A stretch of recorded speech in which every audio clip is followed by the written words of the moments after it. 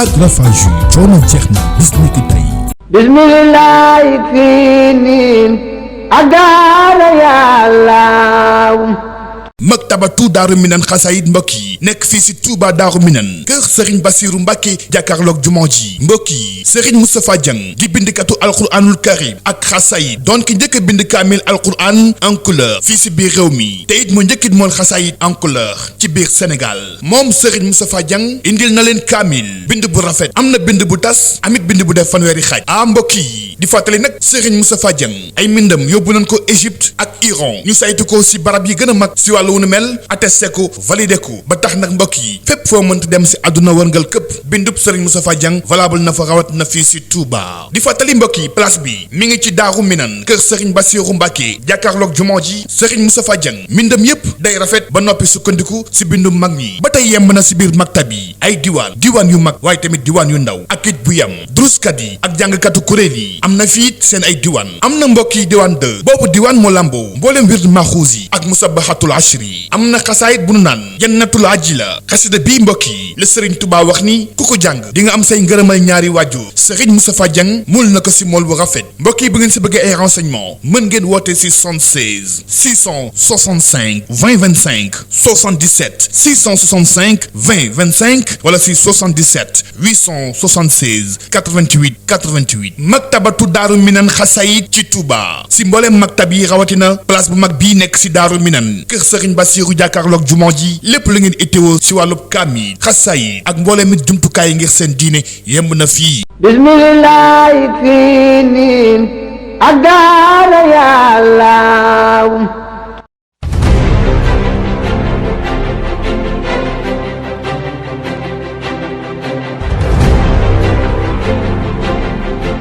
aousubillahi mina sheytaani rajim bismillahi rahmaani rahim alhamdulilahi rabbil alamin wasalaatu wasalaam ala asrafil mursalin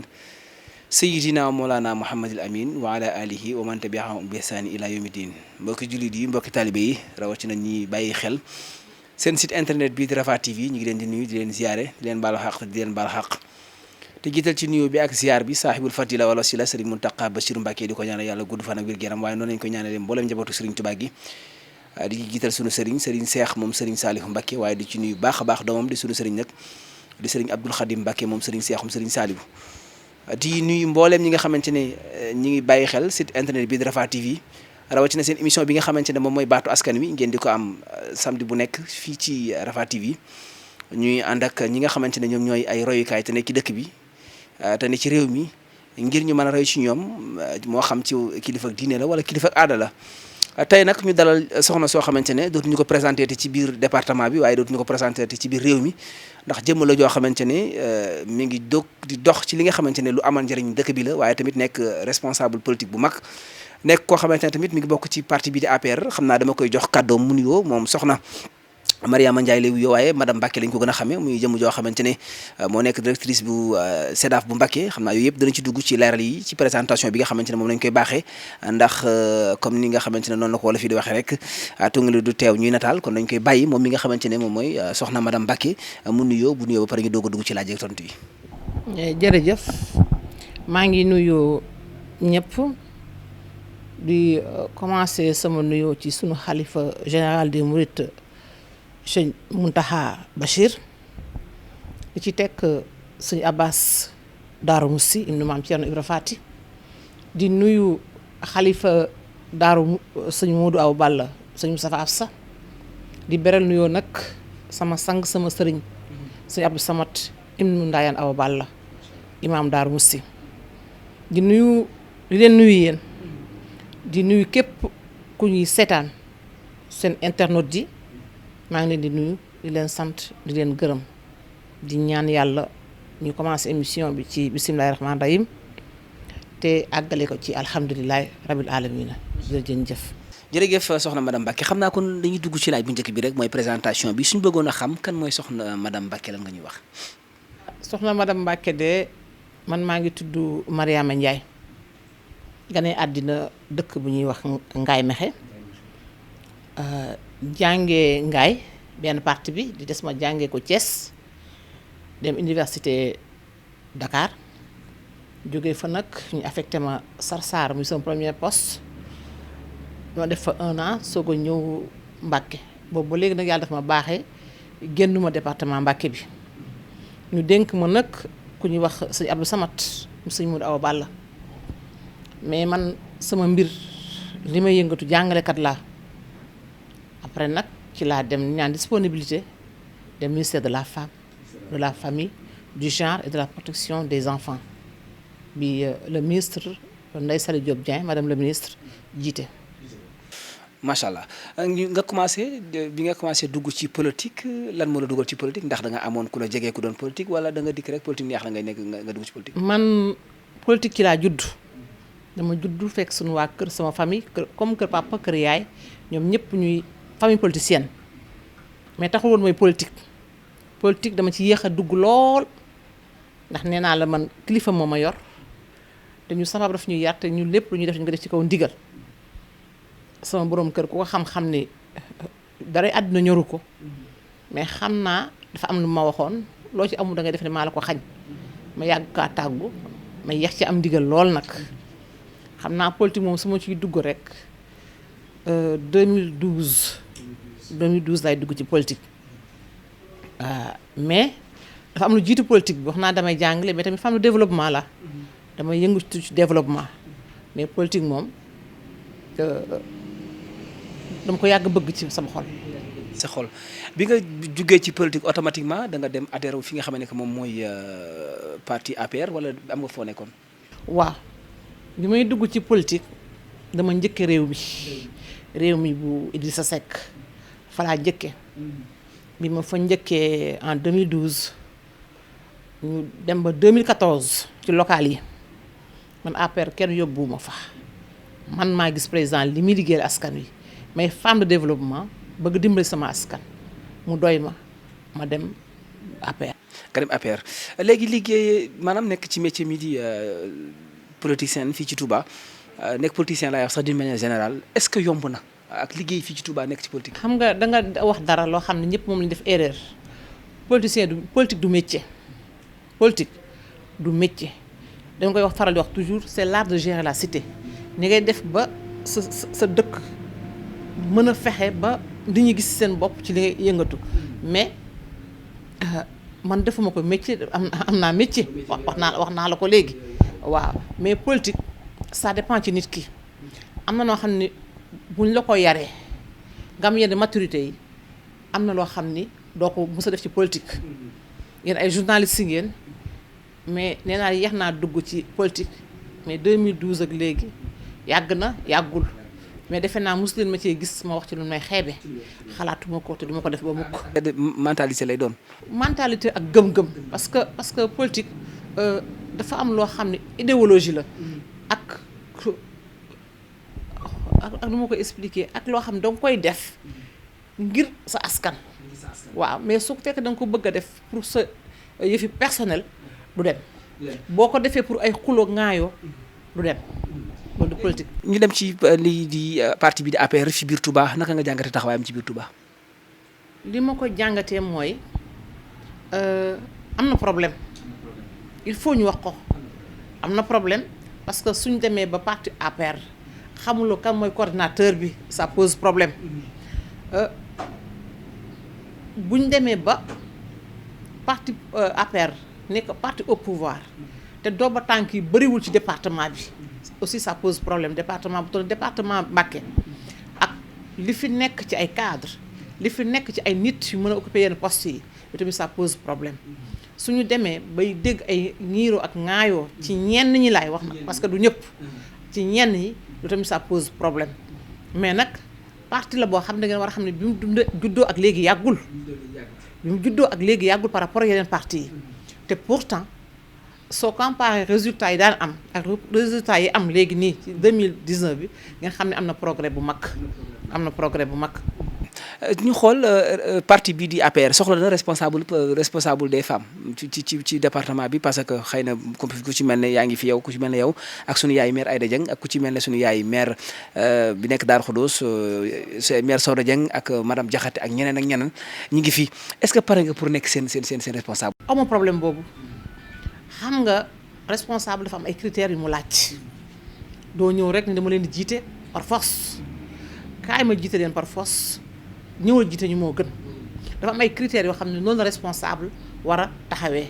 te critères yooyu manqué wul ci femme département bi il faut ñu wax ko critères yoo xam ni responsable des femmes war na ko am bëri na fi parce que ñooñu nga lim rek nga wax mais soxna Maam Say Mbàkke mi ngi fii Daba Macky kenn gënu ko yàgg ci parti bi madame Diallo Mariama Ndiaye yàgg na ci parti bi ak tant d'autres bu mu waxee boo tuddee da ngay jub mais am na ay responsables yoo xam ne mën nañu nekk fi responsable des femmes waxuma au niveau départemental sax parce que boo demee Mbàkke madame Mbaye ma nga fa boo demee Mbàkke Daba Diouf ma nga fa waa kër Maguette Diakh et cetera kon nag am nañu ay femmes leaders au niveau du département de Mbacké li des rek mooy il faut tamit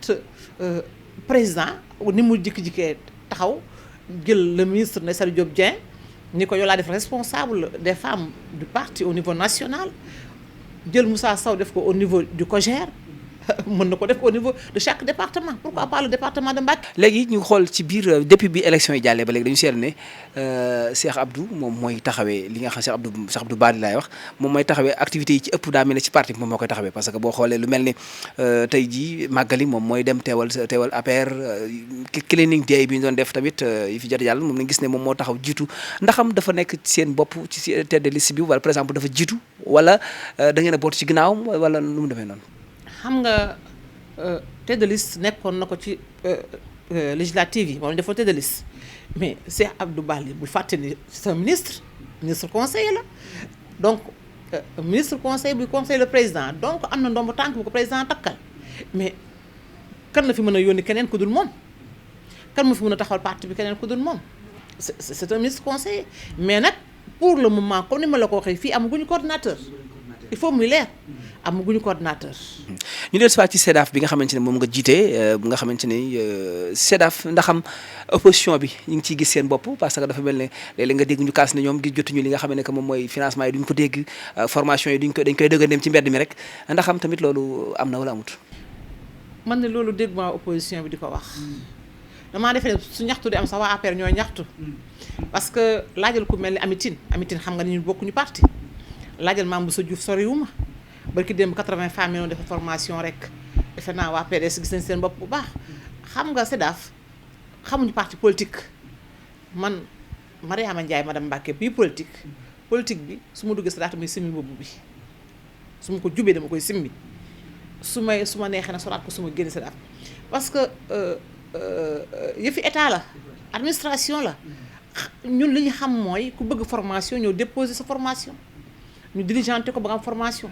financement yi ngay wax tamit bi mu amee dafa amoon ay dépôt ay dossiers yu nga war a fournir mu am yoo xam ne ñu ngi ko doon def fii ci serre bi ci auprès de madame Khady Sène benn bi def ko développement communautaire ci Thiendella benn bi def ko SEDAF mais dossier la ñu xamuñu nit ki am na dossier yoo xam ne sax man nit ñi am financement yoo sax xaw ma leen kon nag loolu administration la mais nag mënoo ñàkk déposer financement mënoo fu ñàkk déposer say dossier pare bëgg am financement loolu moom nanguwul même banque ba sax boo fa bëggee dem bu financement am na dossier yooyu lay laaj. madame Mbacké ci biir li nga xam ne que moom mooy base politique am bu ñu ko mënee wax xëy na Touba fii ci Daaru Marnaan la file sa taxawaay ci Daaru Marnaan. xam nga sama taxawaay ci Daaru Marnaan du man maa koy wax te soo defoon micro trottoir di nga xam ba xam. man am naa taxawaay Daaru Marnaan gi ma xam ne maam Thierno bi Ibrahima fàtte ko gor wala déet parce que man bay say wàllu tànk parce que man dama jiite benn groupement de femmes bu ñuy wax waa Kër Ndaayeen Awa Balla loolu avant may dem SEDAF la woon ci laa doon commencé di man bi ma lay defal jigéen ñi formation boobu yoruguma SEDAF bi may indi fii docteur Macoumba Diouf ñuy def fii micro jardinage au niveau de la commune de Touba boobu man yoruma SEDAF bi donc au niveau de Daaru Marnaan au niveau de Xayra nga dem am na ay jigéen man fexe naa ba am ay jigéen entrepreneur ay femmes yoo xam ne dañ leen a formé ak ay jeunes filles yoo xam ne dañ leen a formé ñu nekk fii ci Daaru Marnaan bi financement jotee tamit fexe naa bañ am ay financement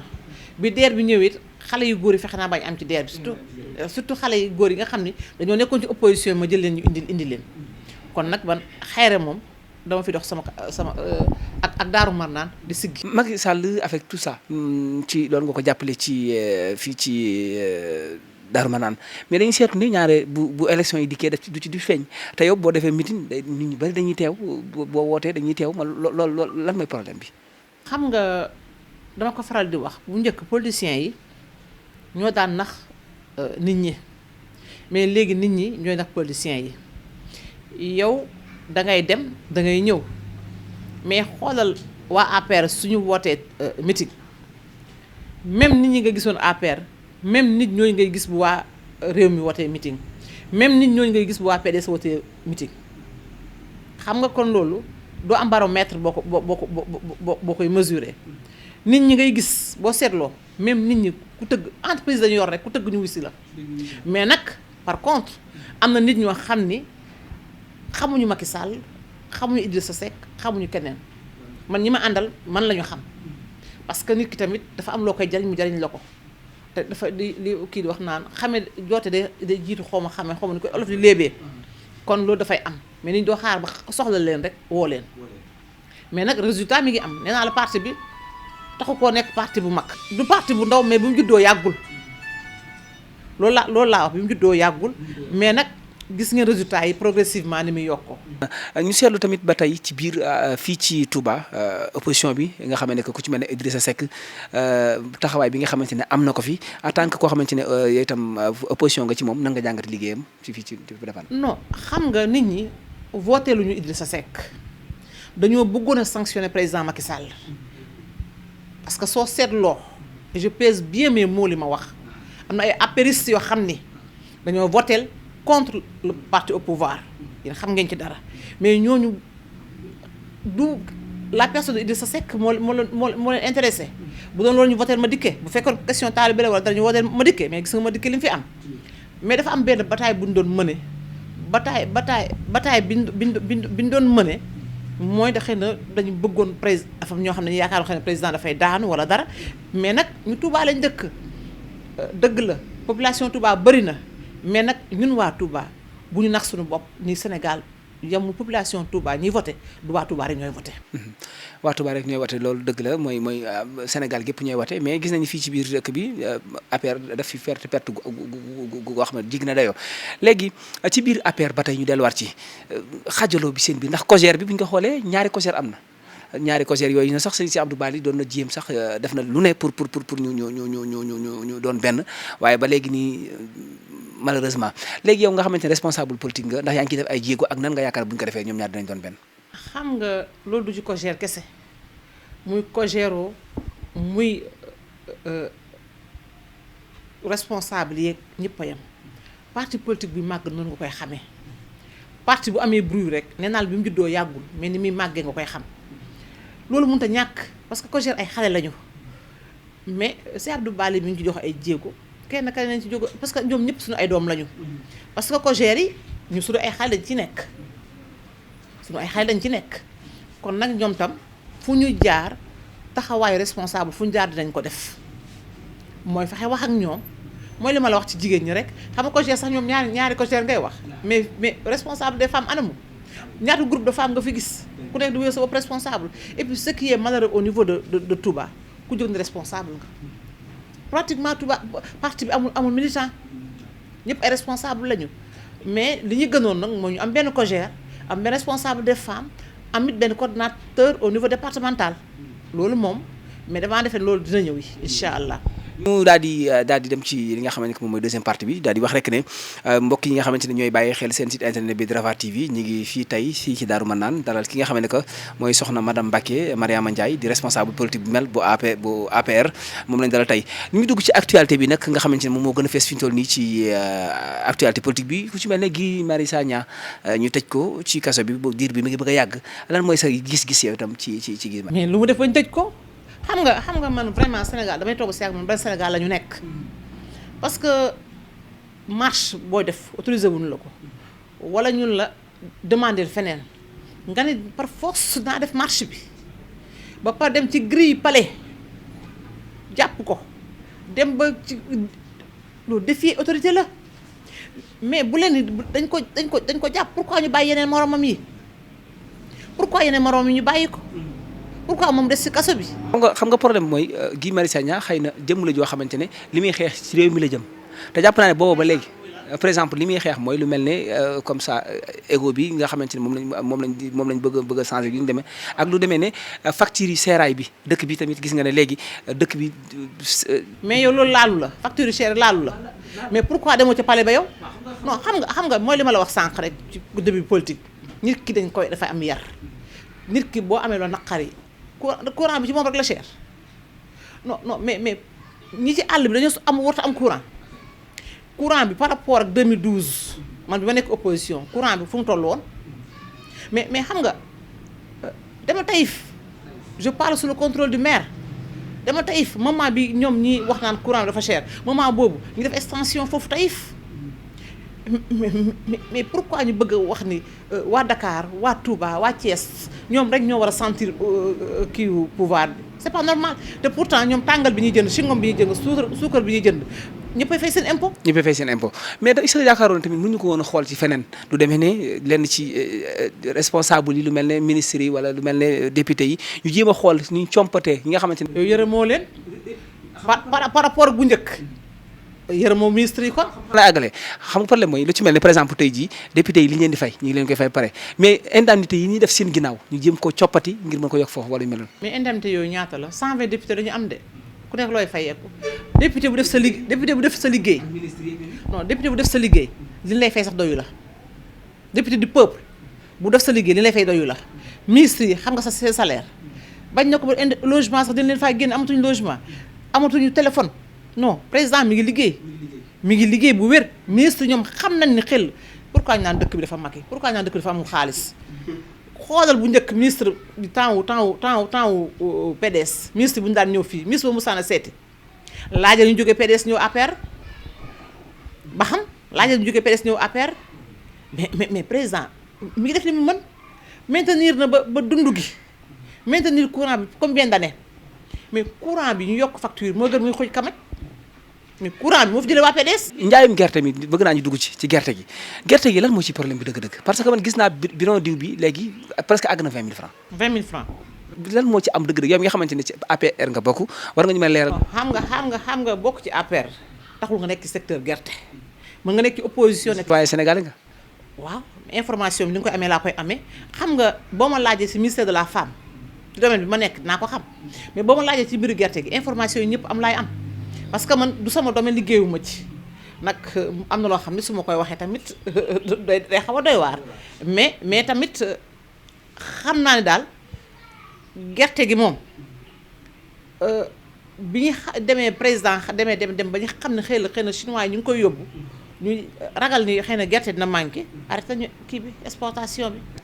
ñu jël si waat ñëwaat ci li nga xam ne que moom moo nga tudd léegi ministre de la femme ñu seetlu ne fan yii jàll yabaloon na la ci ay réaction yoo xamante ne doon nga ko def ci biir dëkk bi lu demee ne ñaari xale yi faatu woon ak yu ñu demee ak ay faj ba ci Touba Béto gi nga xamante ne dañoo amoon ay jafe-jafe lakk ak yooyu réaction yooyu muy def ndax am ci sa loxo lay jaar wala nu muy demee noonu. xam nga état dafa organisé wu parce que département boo gis le préfet moo fi nekkal. le ministre moo fi nekkal état moo fi nekkal ministre yëpp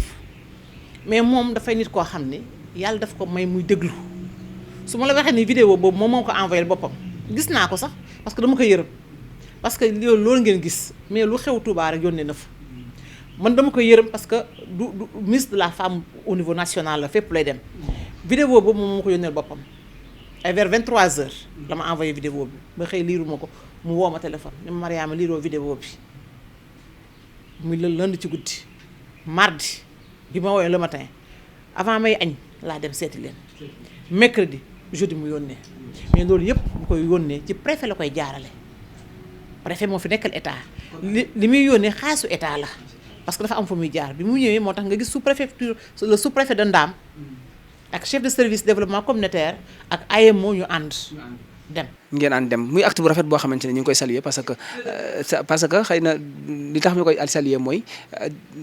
moom moo njaboote ñëpp kon bu loolu amee bu ndikk teew fa wàññiwu dara léegi ñu demaat ci ba tey PIDC bi laay wax gis nañ ne PIDC bi mi ngi am ci yeneen dëkk yi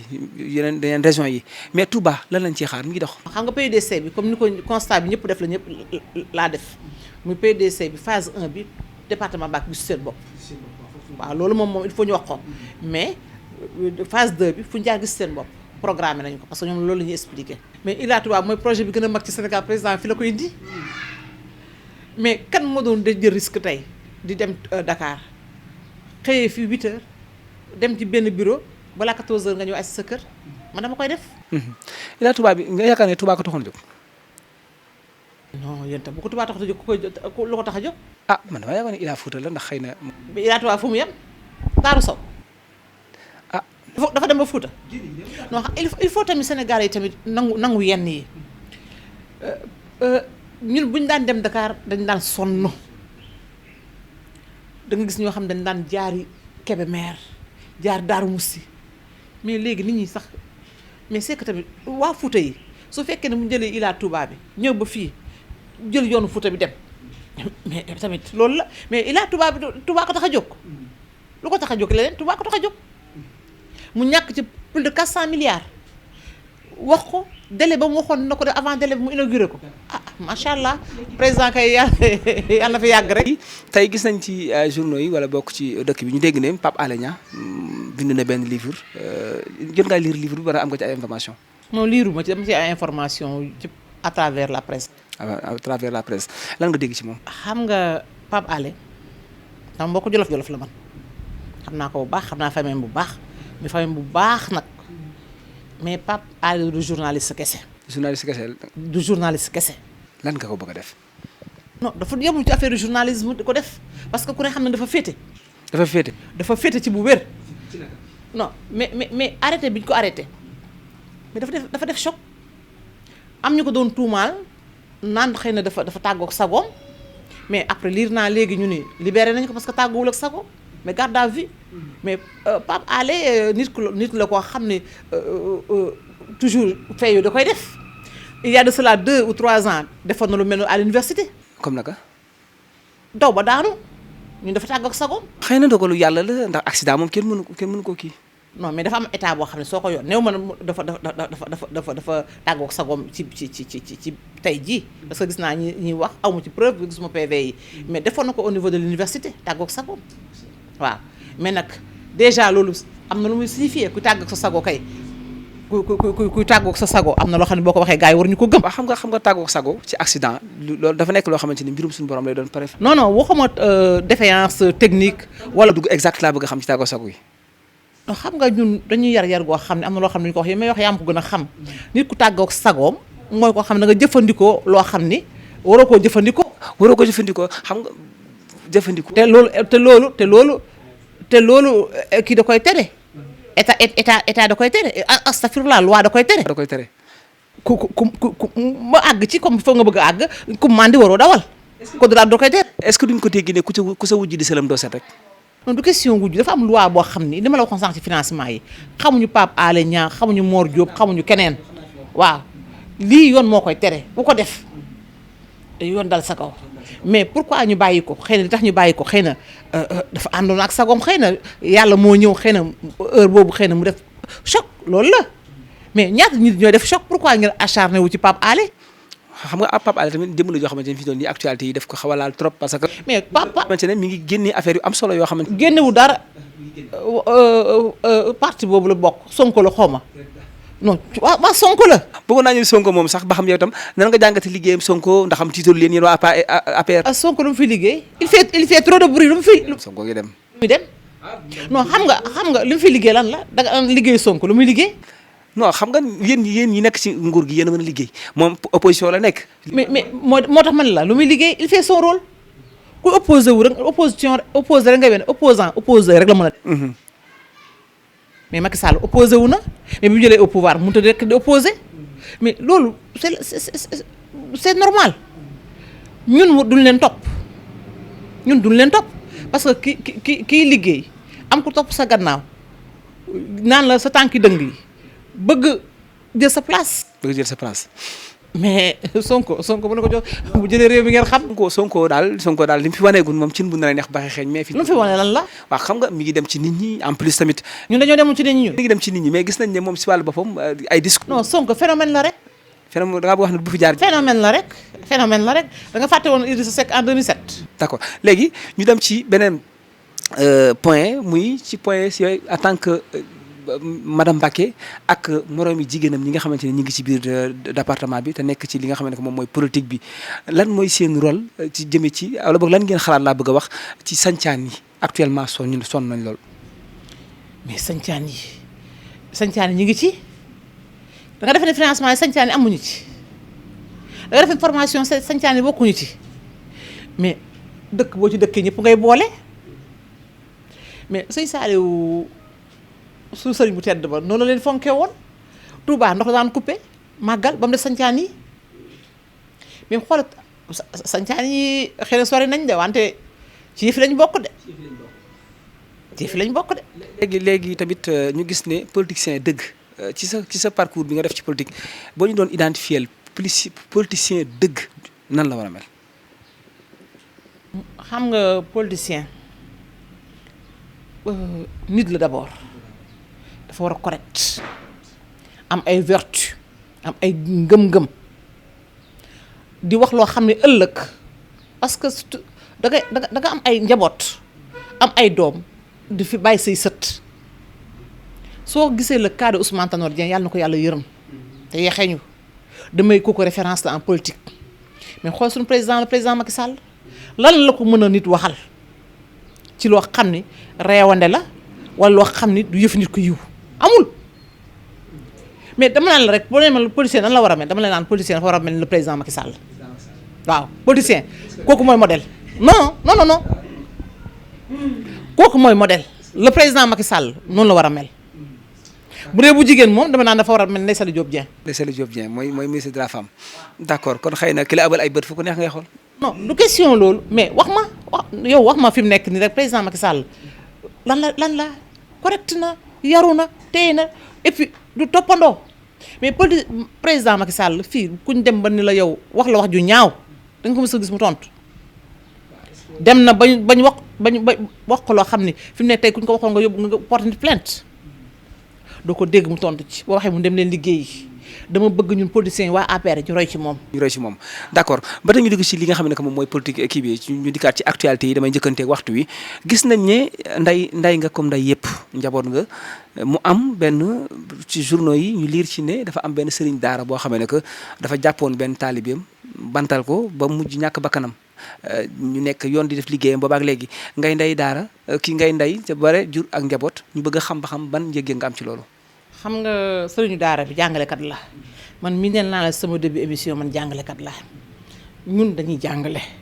mais jàngale dafa am loo xam ne yoon dala koo may ak lu mu la mayul lii dal sëriñu daara yi mooy dal jàngalekat yépp yenn saa nga gis jàngale dóor nit ba yàq yaramam mais c'est pas normal am na noo xam ne xale yoo xam ne danga nga puni leen mënut xëy na mënul aaya bi wala mënul wàcc na war kii nga puni ko ci ruq mais boo xësee ba dóor sa mer bu la giiree ngay xëy di dóor rek mais tamit nag jàngalekat la comme jàngalekat yëpp dañ def attention ci dóor dañ koy tere. ñu dem ba tey ci beneen actualité boo xam ne que xëy na tout récemment la am muy soxna Aïda Diallo ci digganteem ak sëñ bi siyaare beeg yu mel noonu ñu gis ne xëy na sax am na beneen déclaration boo xamante ne lenn ci jëwriñ yi nekk ci kër sëñ bi def nañ ko tey jile di jëmee ci moom ban boo amoon conseiller boo koy jox wala bokk nan nga jàngatee li nga xam ne que moom mooy coow la. xam nga ñun avant ñu nekk murit ay juddit lañu te sëñ Touba diglewul lu lislaam diglewul terewul lu lislaam terewul dañ ñuy soññ képp ku fi nekk sëñ Touba ci loolu nga nekk sëñ Mountakha Bachir mii di sëñ Touba ci loolu la nekk te damaa defe ni yoonu murit wala ci lislaam musuñoo gis jigéen ju toog góor sukk di raam di jébbulu wala nga tudd doom gis nañu nag ay jigéen yor ay daayira mën naa cee gis ku mel ni soxna maa Issa Mbàkke mii waaw mën naa ci gis ku mel ni Poroxaan jub si na ku mel ni soxna Ayda Njaay Badalo ñooñu dañ doon liggéeyal sëñ Touba mais daal li ma koy conseiller mooy na ànd ak mbooloom nekk taalibe kese ñu dem comme ni ko sëñ Mountakha yable tey ñu wax ko am nañu buntu ci kër sëñ Touba nee naa la léegi man ndaamal daaru mooy sama buntu ci kër sëñ Touba ñoom sëñ Cheikh Saliou mooy seen buntu sëñ Touba loolu la ko sëñ Mountakha waxee na dem ci rangé wu ànd ak xalifa Cheikh Béthio bi ñu dem ci sëñ Cheikh Saliou parce que sëñ Cheikh Saliou ndax tamit am na lu Cheikh Béthio waxoon bi ñuy waxee dañ koo seexal mu ni man soo leen bëggee sama seex bi ma bàyyi ko ñu ko yow sëñ Saliou la seexaloon kon nag man li ma koy conseillé en tant que jigéen ak moromam na jàpp daayiraam te nag bañ a wàcc yoonu lislaam bañ a wàcc ndax yoonu murid yoonu lislaam rek la waaw loolu daal laa koy conseillé. dañuy dugg ci question bu mujj bi rek parce que muy actualité bi gën ci wàllum lii di insécurité bi biir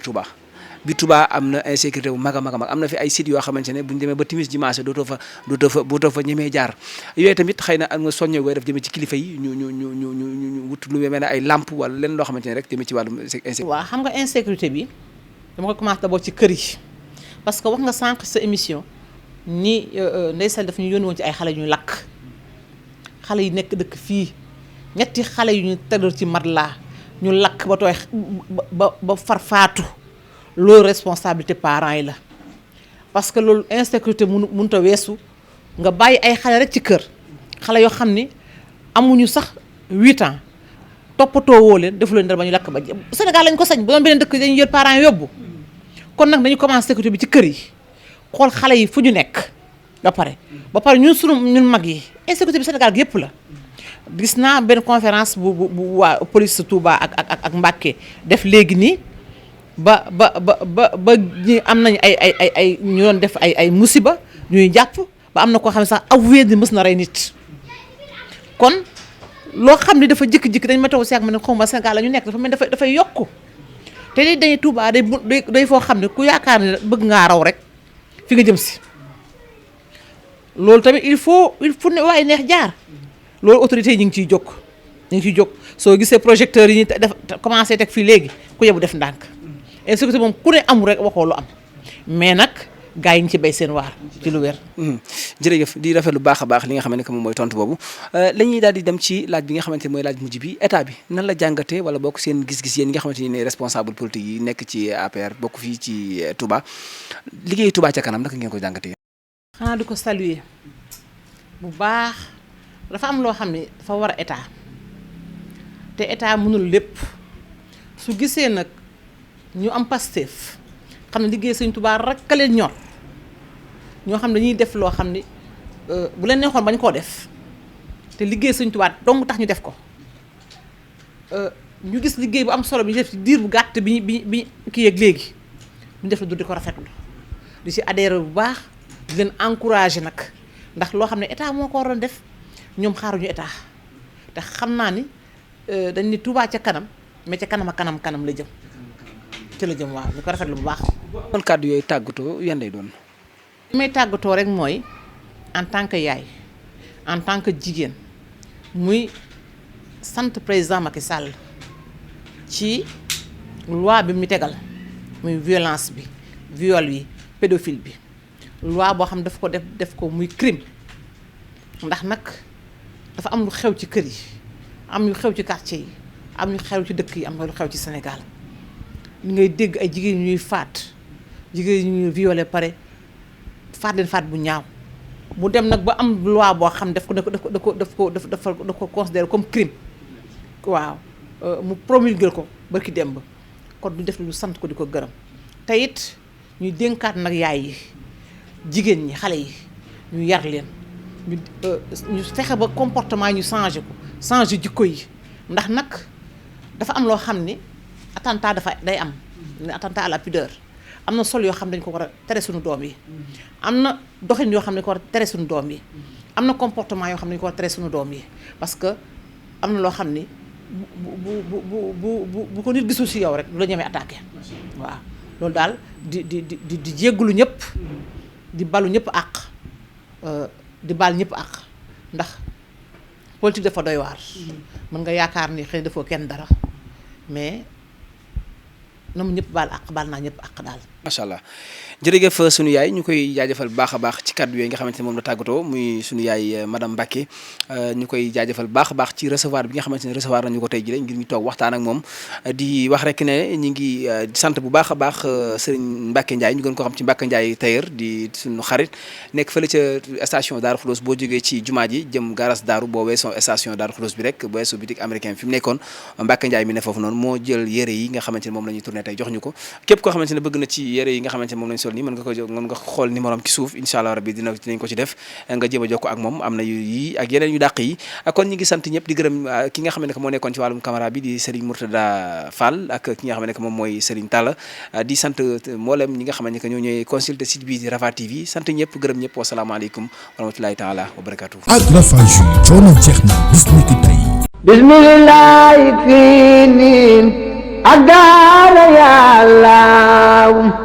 maktabatu daaru minan xasaayid mbokk yi nekk fii si Touba daaru minan kër Serigne Bassirou Mbacké jàkkaarloog jumaa ji mbokk yi Serigne Moustapha Dieng di bindkatu alquranul karim ak xasaayid doon ki njëkk a bind kaamil alquran en couleur fii si biir réew mi te it mu njëkkit mool xasaayid en couleur ci biir Sénégal moom Serigne Moustapha Dieng indil na leen kaamil bind bu rafet am na bind bu tas amit bind bu def fanweeri xaaj mbokk yi di fàttali nag Serigne Moustapha Dieng ay mbindam yóbbu nañ ko Égypte ak Iran ñu saytu ko si barab yi gën a mag si wàllu wu nu mel attesté ko validé ko ba tax nag mbokk yi fépp foo mënta dem si àdduna wërngal këpp bindub Serigne Moustapha Dieng valable na fa rawat na fii si Touba di fàttali mbokk yi place bi mi ngi ci Daaru Minan kër Serigne Bassirou Mbacké jàkkaarloog jumaa ji Serigne Moustapha Dieng mbindam yépp day rafet ba noppi sukkandiku si bindum mag ñi ba tey yemb na si biir maktab yi ay diwaan yu mag waaye tamit diwaan yu ndaw ak it bu yem druskat yi ak jàngkatu kuréel yi am na fii seen ay diwaan am na mbokk yi diwaan 2 boobu diwaan moo lamboo mbooleem wird maxuus yi ak musabahatul ashri am na xasaayit bu nu naan jannatul ajila xasida bii mbokk yi la Serigne Touba wax ni ku ko jàng di nga am say ngërëmal ñaari waajur Serigne Moustapha Dieng mul na ko si mool bu rafet mbokk yi bu ngeen si bëggee ay renseignement mën ngeen woote si 76 665 20 25 77 665 20 25 wala si 77 876 88 88 maktabatu daaru minan xasaayit ci Touba si mbooleem maktab yi rawatina place bu mag bii nekk si daaru minan kër Serigne Bassirou jàkkaarloog jumaa ji lépp lu ngeen itteewoo si wàllub kaamil xasaayid ak mbooleem it jumtukaay ngir seen diine yemb na fii bismillahi fii niin ak daara yàlla